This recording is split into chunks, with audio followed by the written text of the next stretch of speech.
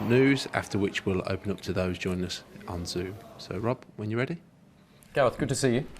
I've got to ask you about Mark Gay first. It's a really big day for him. The under-21s have two competitive qualifiers, so a big decision from you to take their captain and bring him into the senior squad for two friendlies. So what's you thinking? Well, we're preparing for a World Cup, so we're always supportive of what the under-21s are doing, but the priority has to be the first team, always.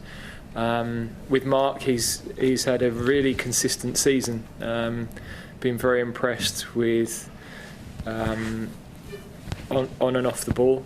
In the biggest games, he's been very calm. We know a lot about him through our development teams as well. He's Junior World Cup winner. So there are some centre halves that are pushing, and we're very close. But we've added Mark and Ben White this time, and we think it's a good opportunity to see two slightly younger players and see how they cope with being with us. That would suggest that you see Mark Gay potentially, depending on how he develops over the rest of this season, in your squad for the World Cup potentially.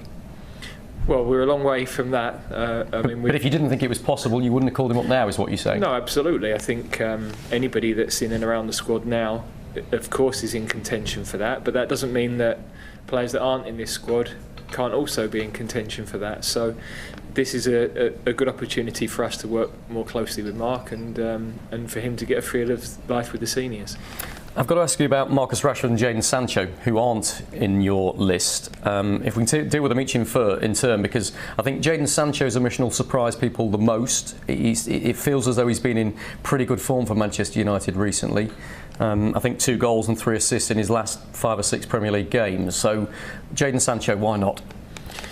Because with the other attacking players in the squad are slightly ahead of him at the moment in our feeling.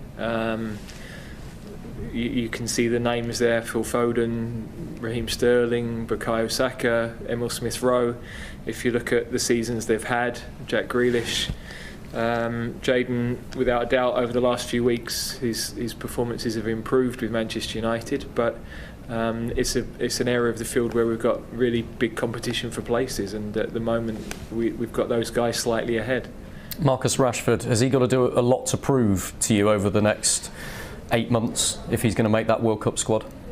Well, he's in the same position as everybody else. You know, they've all, whether they're in the squad or they're not in the squad, they've all got to play well over the next period of towards the end of this season, and in particular the beginning of next season. So it's a difficult time for him. He's clearly not at his best.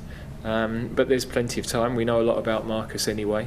We know what he can bring to us, and hopefully he can rediscover that form that we know he's capable of.